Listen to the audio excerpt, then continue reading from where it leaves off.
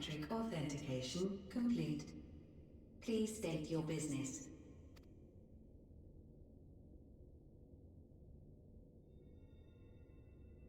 Acknowledged. Reinitializing Circus Tower systems. Searching for Elpis entity.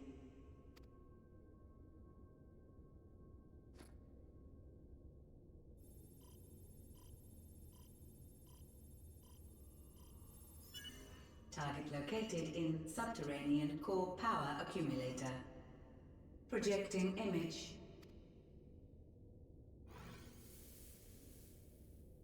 My home. My friends. No more than a dream.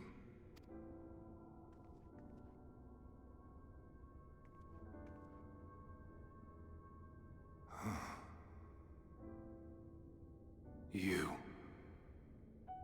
Why have you awakened me? I no longer sense those places beyond, or Lord Zodiac. You must explain all.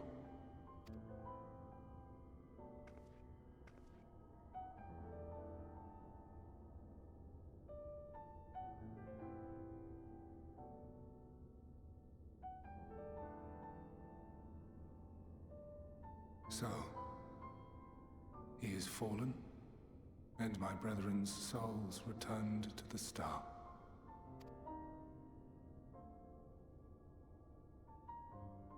The doom we sacrificed so much to prevent is come again. Old burdens now yours to bear. But if this is Fandaniel's design, then I, as Elpis, have a duty to fulfill. Your unsolicited act has restored to me some few memories of the convocation. Such knowledge as I have, I will share.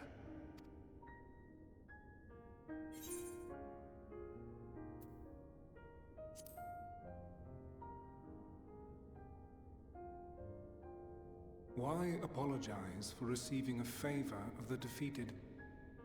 If it sits ill, consider it payment for freeing Lord Zodiac from servitude. Where to begin? The end. Your understanding of what caused the final days is consistent with our own. The decay first took root where the currents were weakest. Yes, a conclusion drawn by him. Fandaniel. Not the him of here and now, but as I knew him. Long, long ago. Having shed light upon the phenomenon, he dedicated himself to devising a countermeasure. Were it not for his knowledge of the Celestial, we would never have made the connection, and thence forestalled the final days. And though he inherited that noble soul, how different this last incarnation, so consumed by self-loathing and hate.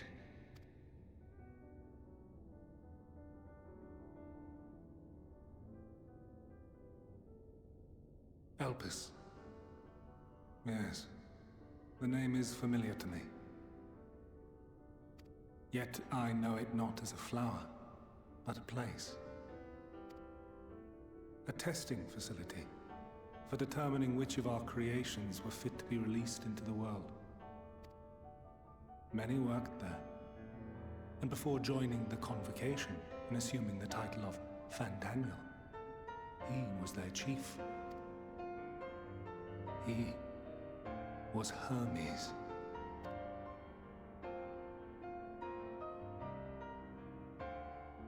That is all I know. The crystals tell little of the lives the 14 led prior to their induction. Elpis itself would tell even less. Nary a ruin has survived.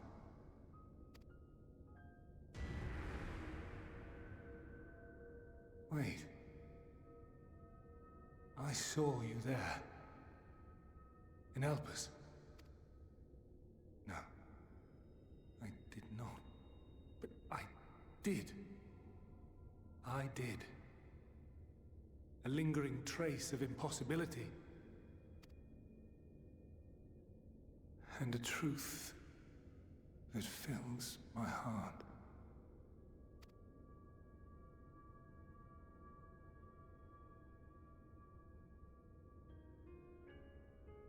My memories remain clouded, I fear. However, they have revealed to me one possible course. You must travel to Elpis, to the time when Hermes served as its chief. In glimpsing the Exarch's memories, not only did I make his summoning magic mine own, I also mastered the workings of this tower, which, having absorbed my empowered essence, now harbors an abundance of energy. As such, I believe I can deliver you unto the past, unto that place and that precise moment. Given the eons that must be traversed, the gateway will not be fully formed. Your form will be less tangible still than those warriors of light I had summoned. In all likelihood, none will be able to see or hear you. Yet even should you manage to interact with others, you will be unable to effect meaningful change. For the reality you wish to save, the reality to which you must return, exists as a result of the final days. You cannot reshape the past to undo the tragedies of the present.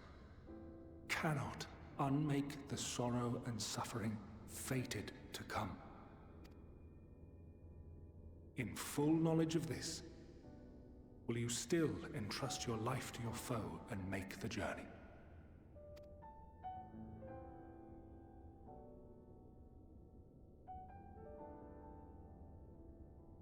Very well. I shall cast you unto the river of time. Let this be my final act. You must input the commands. I no longer have the authority. First, you must reconfigure the systems, that the tower's ether may be channeled for the magic.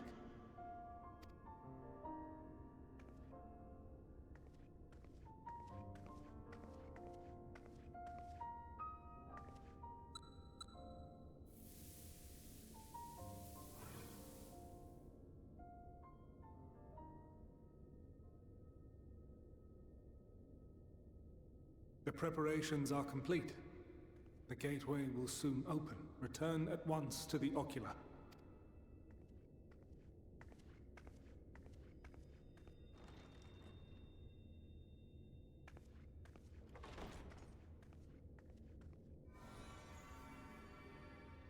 All appears to be in order. The ether flows unimpeded. The magic should consume every last mote of my essence. Why are you surprised? Did I not say that this will be my final act? Lord Zodiac is no more. There is nothing for me here. The ones I love and long to see again are waiting in that promised land, beyond memory and dream. Now go, warrior of light. Go, and do not look back.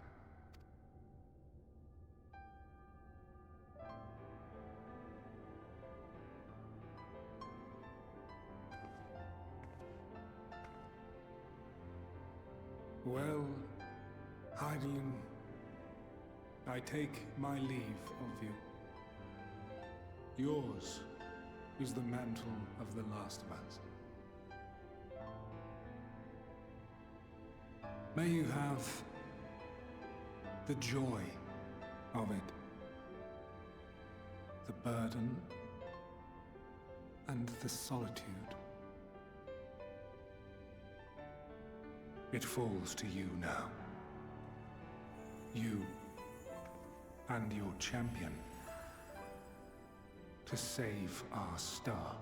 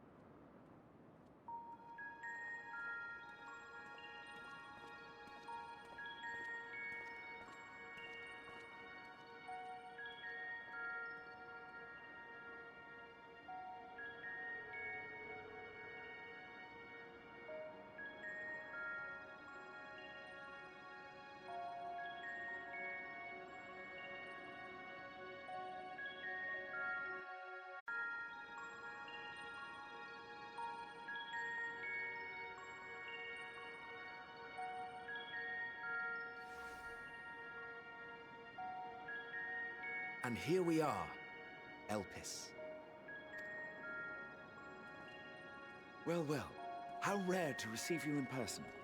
To what do we owe the honor? Oh, just a few odd tasks.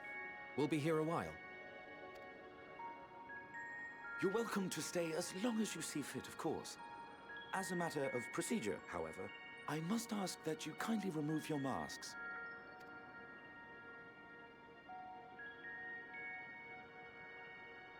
Come now.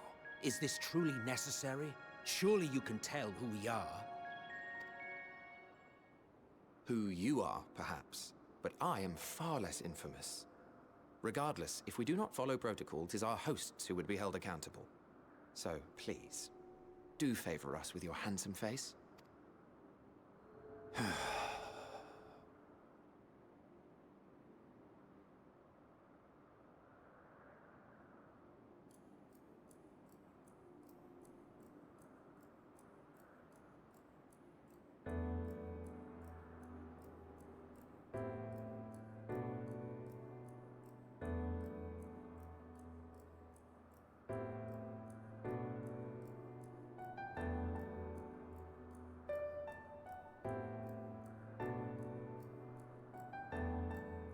Satisfied? I thank you for your cooperation. You are free to go about your business.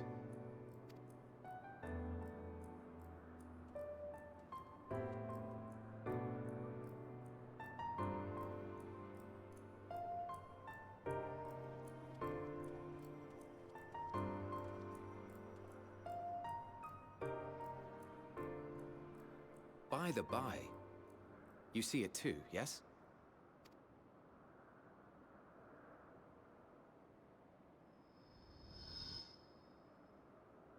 I haven't the foggiest what you're talking about.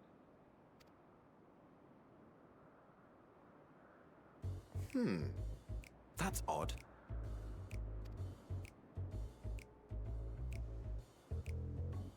It's right here.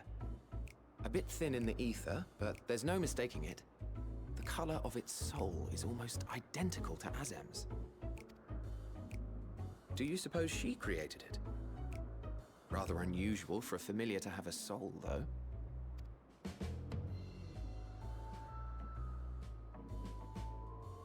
Don't ask me. All I know is that it's trouble. Doubly so if it's her spitting image. So let's leave it be. Come now.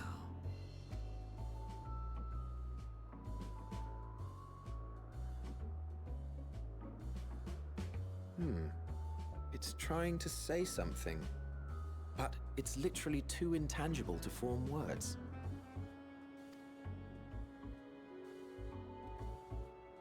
Why don't you give it some ether? Spare a snifter of your bounteous reserves. Who do you take me for? Why, a dear friend, of course. One who wouldn't let acts of kindness, such as my accompanying him on errands to far-flung outposts, go unrewarded?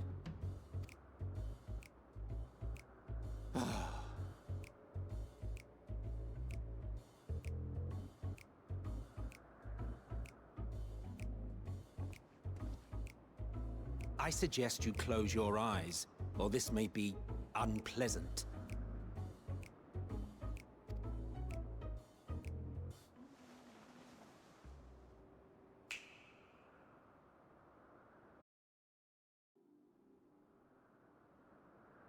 You may open your eyes.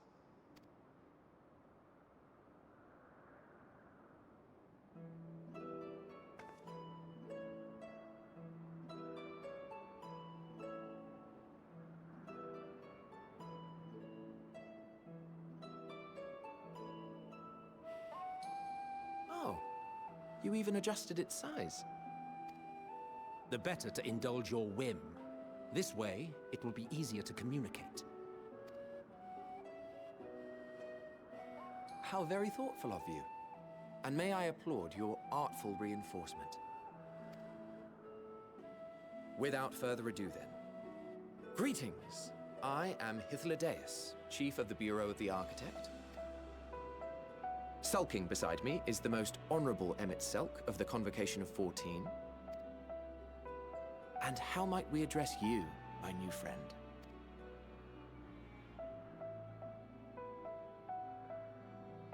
A fine name. And I'm pleased to see you understand our words. So, tell us, whence have you come? The thinness of your essence suggests you weren't created here.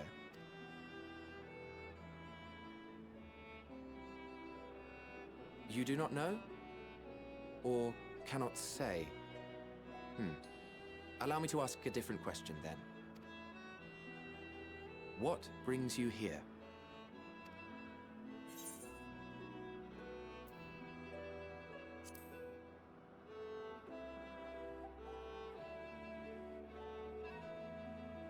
Well now, the same as us. Perhaps Azim wished to come too, but had to settle for a familiar. If she truly wished to be here, then she would be. Right you are. My apologies if we've given offense. The two of us can discern the color of souls, you see, and yours happens to resemble that of a friend. And with your purpose matching our own besides, we jumped to a hasty conclusion. We are here to speak with Hermes, the chief overseer of this facility, which we also intend to tour in order to gain greater insight into the man's work. We, I say, though this is emet-selch's charge. I am here only to serve as his guide. And I should be happy to serve as yours as well, by way of an apology for the misunderstanding. Wait, are you suggesting that we bring it along on official business? This thing we know next to nothing about? If you harbor suspicions, better to keep it close than leave it to its own devices. Wouldn't you agree?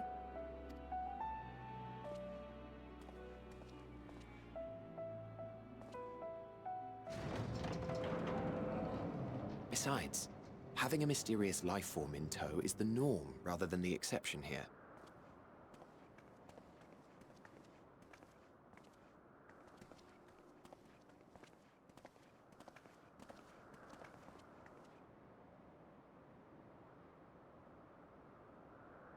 Welcome, my friends, to the testing ground of creation at Heaven's Edge, Elpis.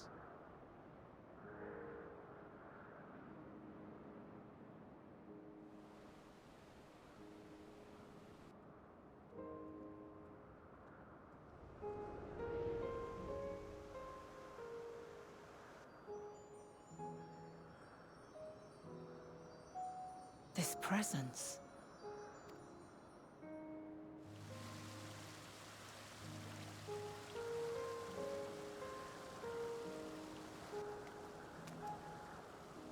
Hermes! Visitors! We have visitors!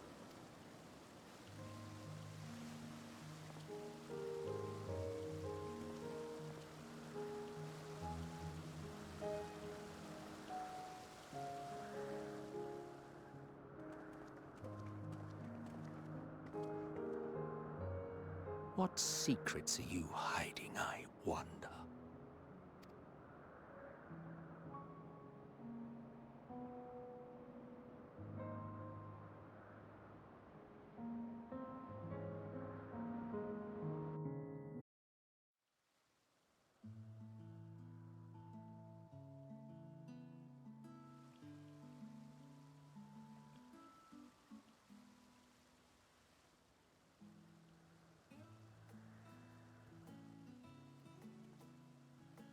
Ah, you are... Oh.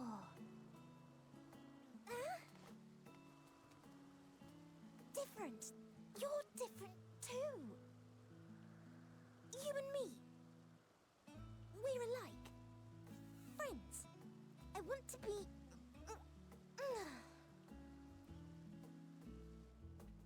Wait. Please. Wait.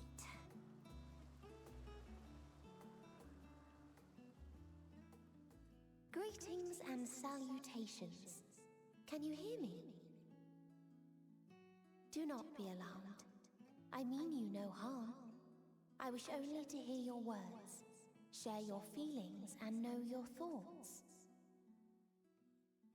May we please be friends?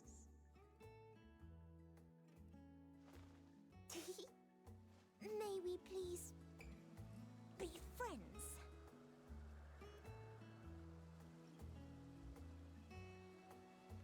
Ah, I see you found him.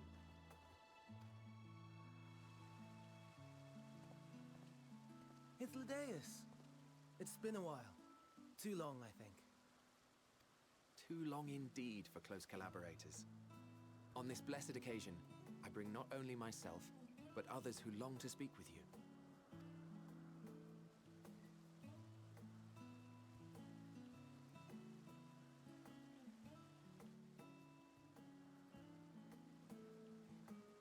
You were of the convocation. Emet-selch at your service. Do I have the honor of addressing Hermes, Chief Overseer of Elpis? You do. You have traveled far for it. Given your facility's purpose, its remote location is something of a necessity. Would that I didn't have to rely upon a guide. Oh, you wound me. Have I not ever been an attentive and helpful friend? But moving along to more agreeable company, this one we chance to...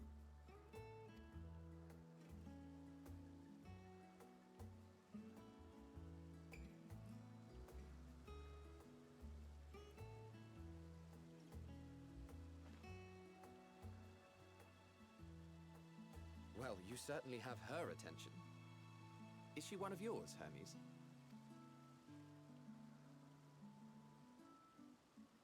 Her name is Meteon. It means shooting star.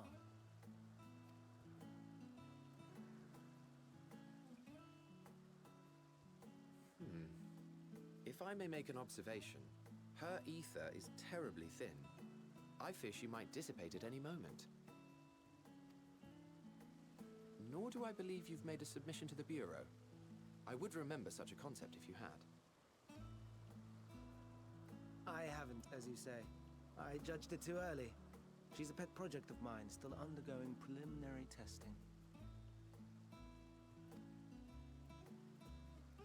But rest assured that I will attend in person ere long. Very well. Being an authority on flying life forms, I appreciate that you are exacting in your work. I shall look forward to your submission. If we have finished with the perfunctory chit-chat, I would discuss official matters. By my coming, I trust you already anticipate the subject. I have an inkling, yes. Please wait to the main building yonder. I shall join you as soon as I've returned these creatures to their homes.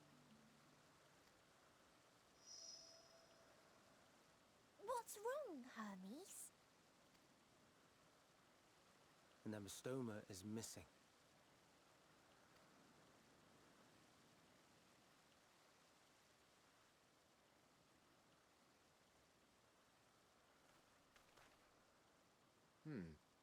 I may have found it. A creature with the self-same ether as those there, nestled in the boughs of a tree outside the grounds.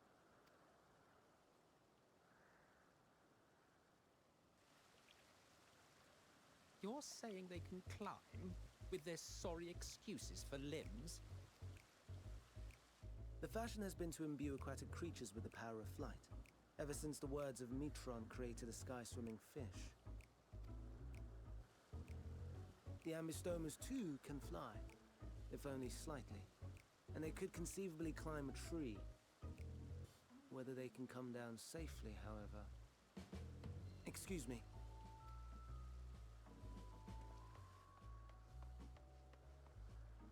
I'll help, too!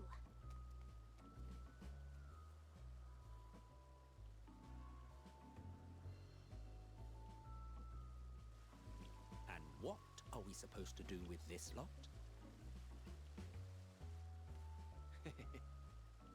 May I suggest we split up? If you would be so good as to assist Hermes, Emet-selch and I shall keep an eye on these adorable creations in the meantime.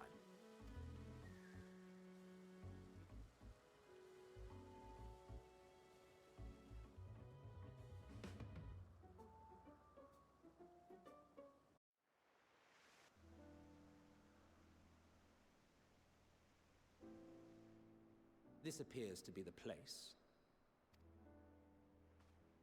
And here is where we part ways.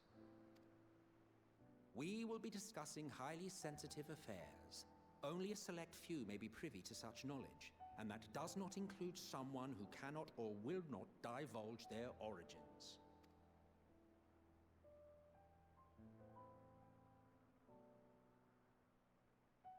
What? Will I have to remove you by force?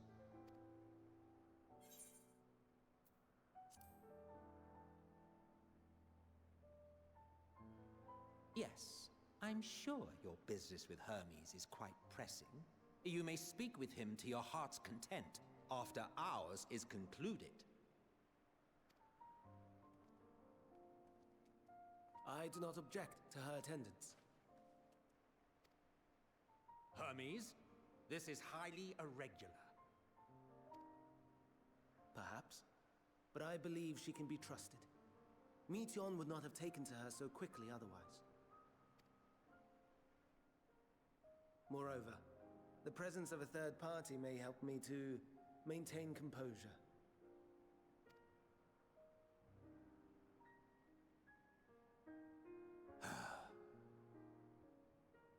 As you wish, then. Behave yourself, do you hear?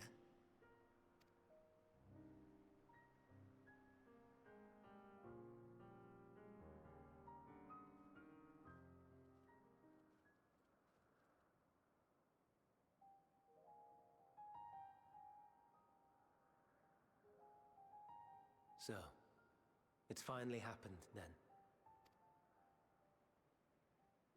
Aye. Van Daniels declared his intention to step down and named you as his preferred successor.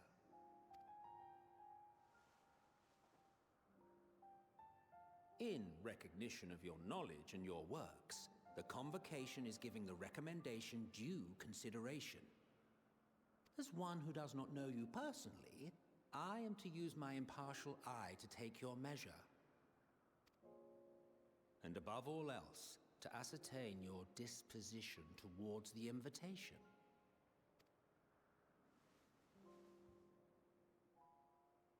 I understand that you and Fandaniel are close. He himself was once chief overseer of Elpis, after all. I should not be surprised if you knew before anyone else that he wished to relinquish his office. I did. He told me that when he fulfilled his purpose, he wished to pass the torch to me. A torch you seem none too pleased to accept. Are you so averse to serving on the Convocation? No, it's not that. For a humble researcher like myself to even be considered is an honor beyond words. No. What troubles me, what I struggle to come to terms with, is the very fact that Fandaniel is stepping down. Does this not mean that he will return to the star?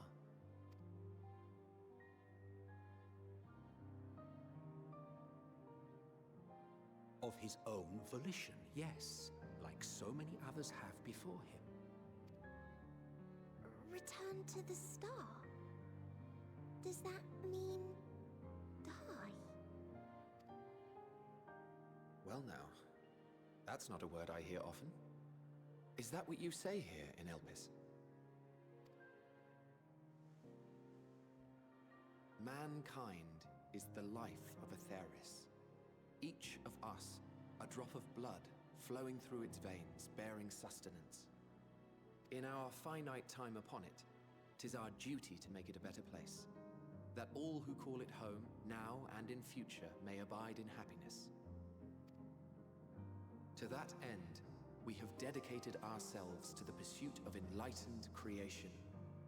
And by our efforts did we transform this once untamed wilderness into the peaceful paradise you enjoy today. To return to the star whence we came is a privilege afforded to we who have so loved and nurtured it. A choice embraced by those who have lived their lives to the fullest, in service to our world.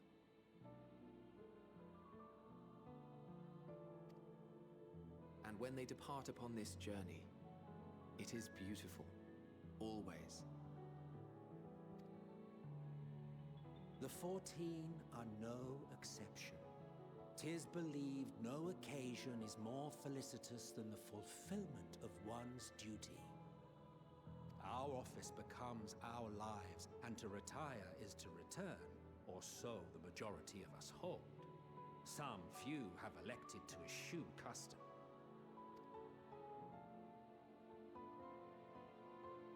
Mayhap you feel Fandaniel's deeds do not warrant his return. Yet you should know his accomplishments as well as any. During his time, he conceived of countless outstanding concepts. And channeling the wealth of experience he attained here in Elpis, he brought forth many new specimens. I know of all this. I do. It's just, I cannot fathom why someone so great and wise, who could still do so much good, would want to end it all.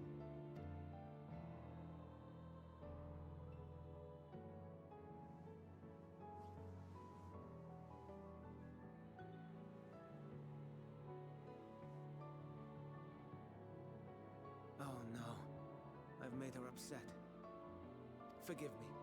I know I requested your presence. Might I trouble you to take Meteon outside? A change of scenery would do her good.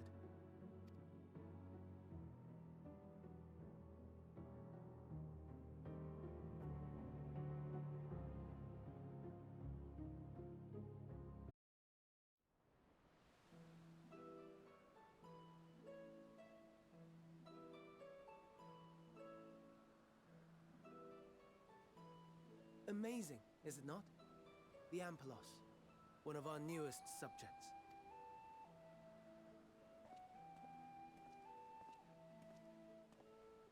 So, how are we coming along?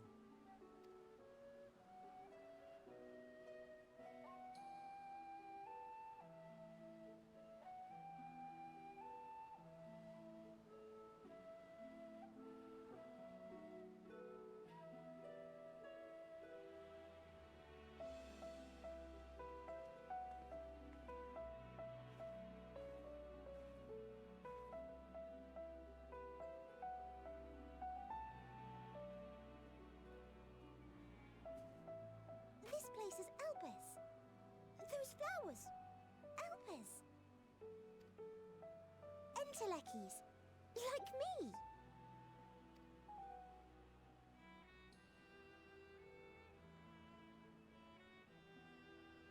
They are a product of Elpis, and so named for their birthplace.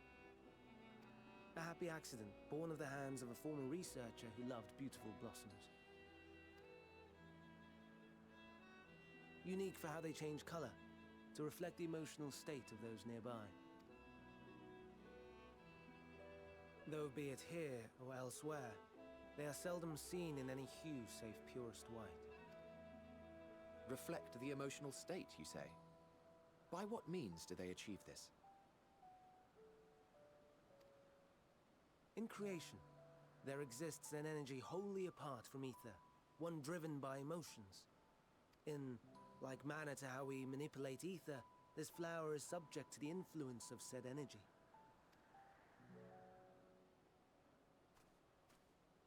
While it has no will of its own, it is sensitive to the prevailing emotion in the vicinity, and reacts by altering its color and vibrancy.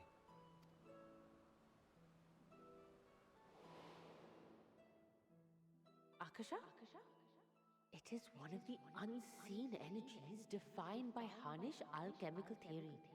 Though a gross oversimplification, some describe it as an essence influenced by feeling.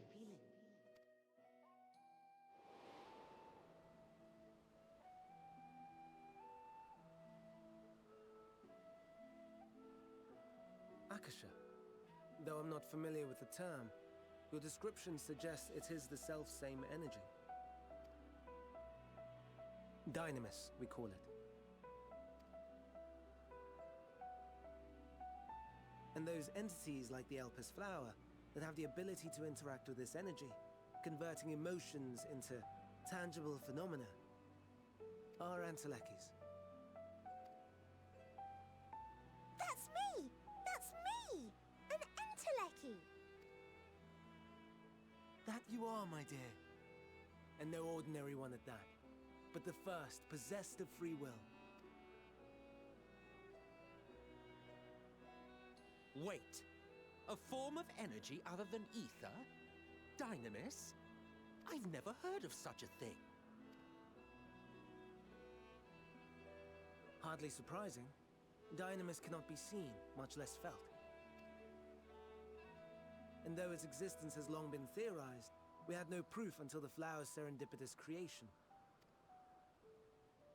What's more, Dynamis is far weaker than ether. Under normal circumstances, its effects are drowned out by the latter, on account of which, beings comprised of and reliant upon the ether, like you and I, are unable to make practical use of Dynamis. 'Tis a truly esoteric thing, known to but a select few scholars. Intriguing. Then, given the limitations you described, why create Meteon?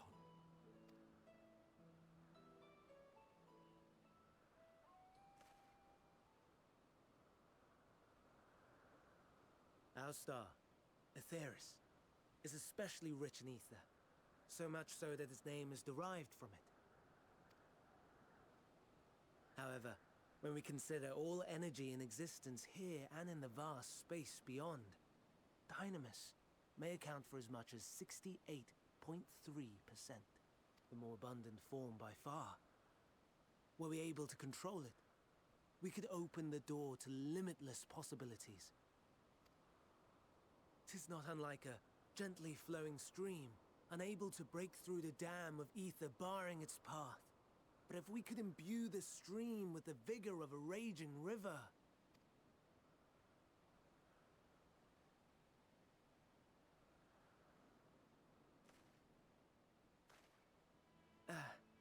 Not that I have such grand ambitions. Nay. I merely wish to create a being that could traverse the great expanse.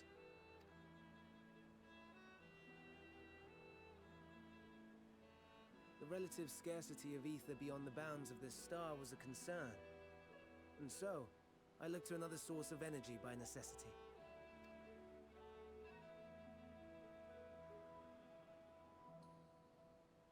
That being Dynamis. No wonder her ether is so thin. Precisely.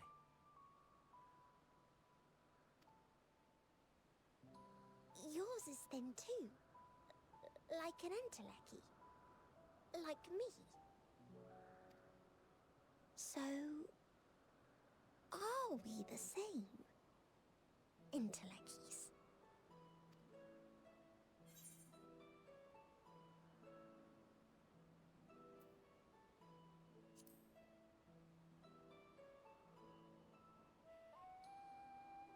Well, aren't we ungrateful? Mayhap I should revert you to the pathetic, faded thing you were. A deficit of ether alone does not an entelechy make. It would, however, make it easier for you to interact with Dynamis. And limited though its influence may be, this quality could prove the difference between victory and defeat.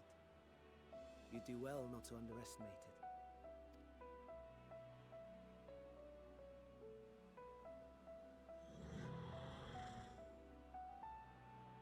Oh dear. I'd forgotten about the poor fella. You must excuse me a moment while I go and verify a few more things.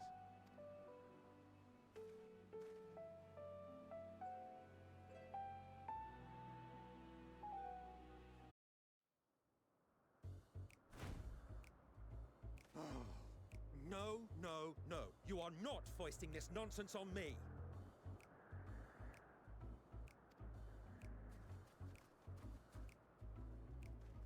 I'm given to understand you have the power to help the Charybdis, and should be quite willing to do so. And so I appeal to your better nature, most benevolent emet-selch. Please teach her to fly. Or else Hermes will transform. Right now.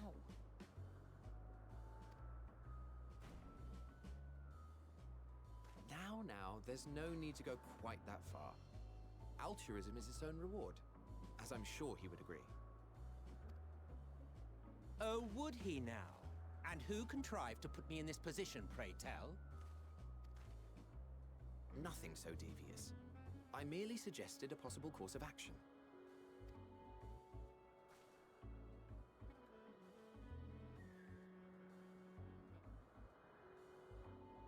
Please, emet-selch. Please.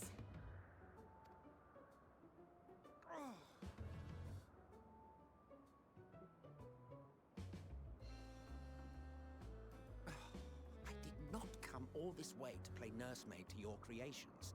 I'd thank you to remember this favor and let it be the last.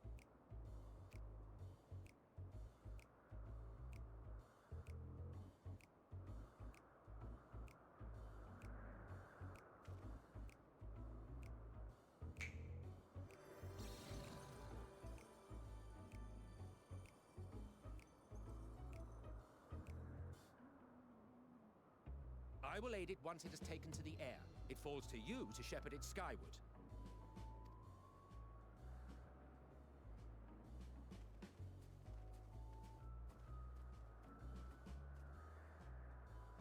Well, let's relax and enjoy the spectacle, shall we?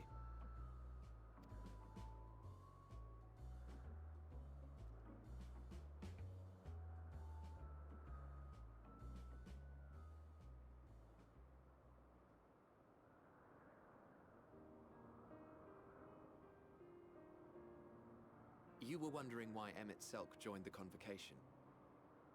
Truth be told, he wasn't the first choice for the office. I was, on the strength of my ability to see ether. But I declined the offer. For though my vision is exceptional, I am pedestrian in all other aspects. Worse even. Quite abysmal when it comes to manipulating ether, for example. Couldn't transform even if I had a mind to do so. What good is the ability to perceive a problem if one cannot act to address it? Emet-selch has no such shortcomings.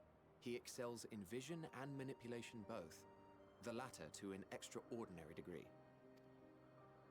If there is a mage more powerful, I do not know of them.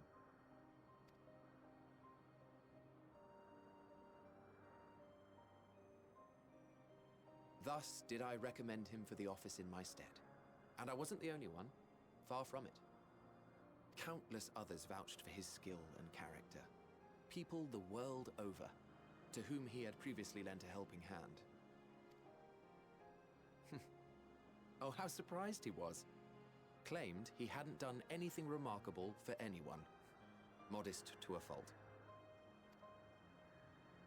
He deserved every bit of acclaim he received. Yet he may well have gone unappreciated were it not for a mutual friend. A singular soul who can't help but involve herself in the business of others. Where she walks, excitement is certain to follow. Her antics irritate emet-selch to no end. But much of his grumbling stems from genuine concern. When our friend calls, he never fails to answer and lend his talents.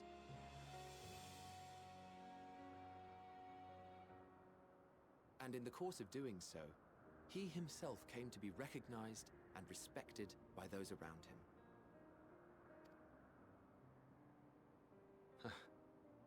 They are truly remarkable individuals, and I'm proud to call them friends. To help them realize their dreams. This will be my greatest contribution to our world. And when they have fulfilled their respective purposes, so too shall I have fulfilled mine, and together we may return to the star. Look at me, spilling my innermost secrets. I can't seem to help it with you.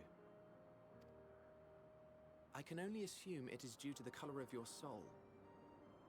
I just don't understand how you can be so alike and yet so different. Well done, my pet. Well done!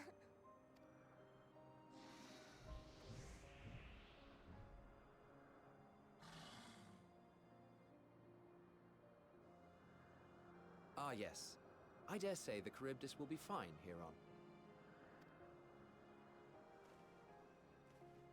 Why don't you go and signal to emet-selch? Let him know that his arduous task is at an end.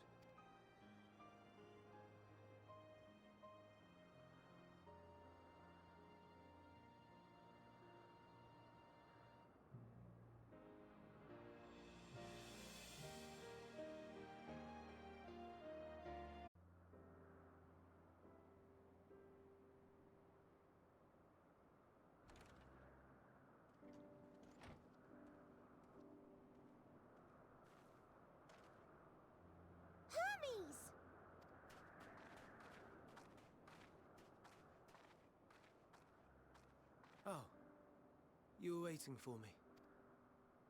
You've finished talking? Yes, we've come to a decision. My thanks for keeping Meteion company. Emet-selch and Hythlodaeus have already retired to their rooms. There is room for you too, if you would follow me. Wait! I want to show you something first.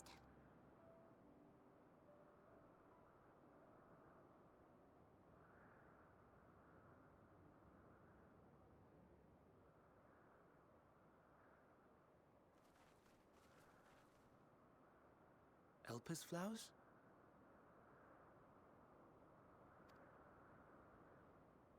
Go on.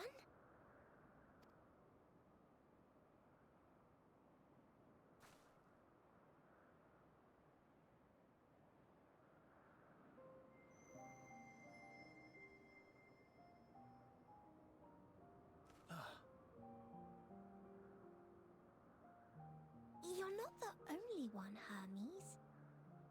Others feel sad too. You're not alone.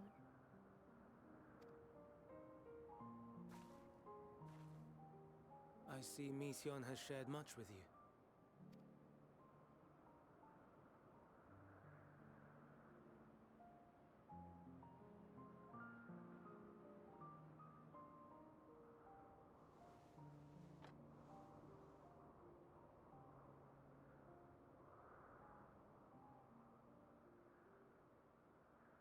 May we talk a moment?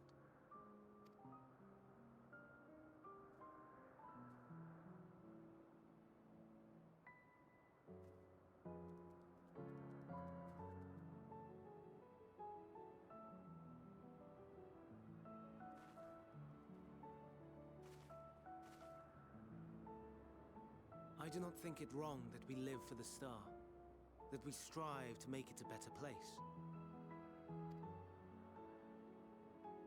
And yet, in carrying out my duties here, there are times when I am plagued by doubt. Do you recall what Hythlodaeus said when we first spoke of my nomination? Death is the privilege of those who have fulfilled their purpose, a choice they embrace of their own free will, and when they depart, it is always beautiful. Perhaps it is, but only for man. Creations that he deems useless are discarded with nary a second thought. Some scarcely born into the world, afforded a handful of breaths before life and potential are abruptly extinguished. We make an effort to spare them the pain, but they sense what awaits. Rage and anguish and cower and fear, and it is not beautiful. Yet no one cares. No one. So fixated are we upon the duty that we do not pause to question the method. Pain and suffering, confusion and despair, writ plain in the eyes of those poor creatures. Yet no one sees. We turn a blind eye and carry on in blissful ignorance. Naught amiss. And always, always the blossoms shine pure and white. A contradiction so blatant I could scream, want to scream. How can you all accept this aberration? Then I wonder, am I the aberration for thinking thus? And I am filled with dread. But now I know I'm not alone. Not the only one for whom the flowers weep. I won't ask what you thought as you kneeled beside the Elpis, or if you only did it at Meteon's insistence. Nevertheless, I thank you. To know that you too have experienced suffering is a comfort.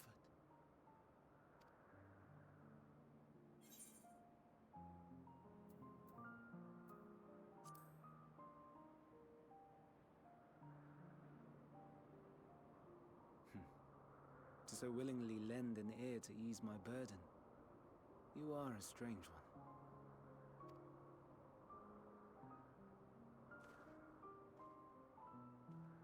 The stars in the heavens. Know you what they are? Though it is too far to tell, each glittering light could be a world not unlike Aetheris. A world filled with life. So many stars, so many lives. For us, there may be no higher purpose than to live for our world. But what of the other living beings out there? What is it that gives their lives meaning? That drives them day after day after day? To pose that question to our undiscovered cousins, I created beings of dynamis, who can traverse the vast emptiness between the stars. Meteon and her sisters. Sisters. She has a great many of them, and they have already departed on their journey, traveling to one star and then the next in search of life, as one might expect. Exploration on such a grand scale is rife with difficulties, and thus far I've naught to show for it. But I have faith that we will make some manner of discovery ere long. And when we do, I should be glad to share our findings with you, in gratitude for your kindness. It's getting rather late. We had best find our beds. It would not do for both of us to be sleep-deprived on the morrow. Come, Meteon. Let us head back. All right!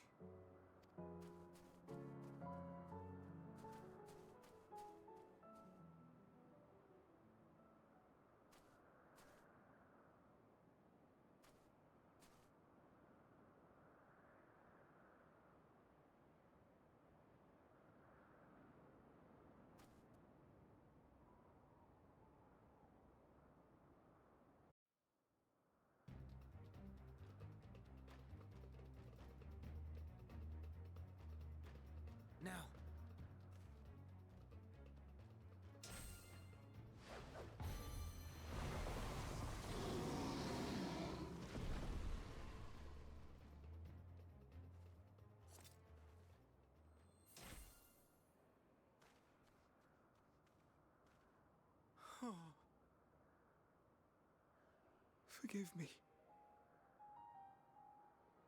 Please, forgive me. May you and your kin find peace.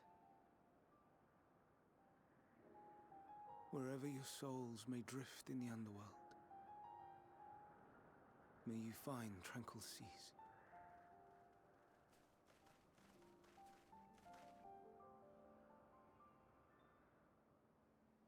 Be not forgotten. In concept endure. To reclaim form and one day live again. Serve not the star, or any purpose save your own.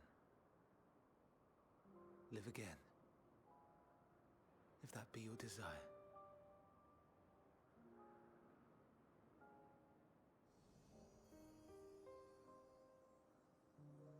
Hate, if that be your want. Ye are worthy. But leave your suffering behind. Lay down your burdens, be born anew. Fly high, fly free.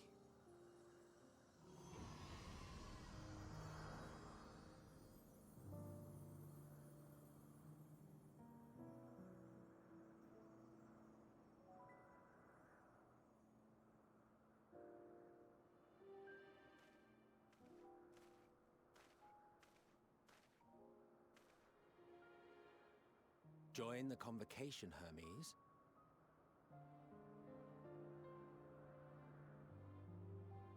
You do not belong here.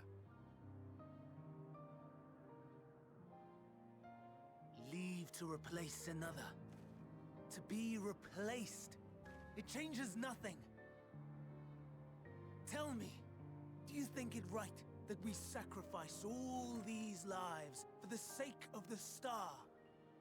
And when the star has reached perfection, what then?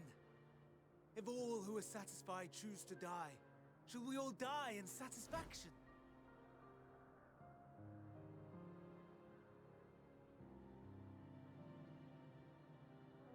I do not know. Were I to take up the seat of Van Daniel, it would be tantamount to approving my predecessor's death. I do not know if it is right.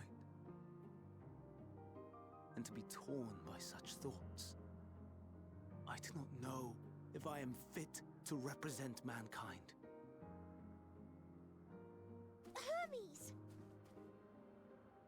Please don't be angry. It hurts so.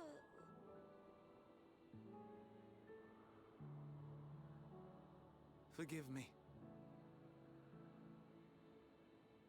If you would still consider me in spite of everything, I beg some time to gather my thoughts. Meanwhile, Hythlodaeus, I fear I must trouble you to attend to the others. 'Tis no trouble at all. Take as long as you require.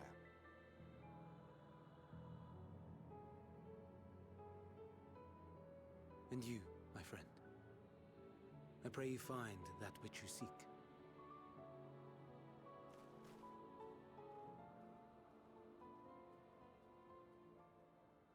I expect we have some few matters to discuss.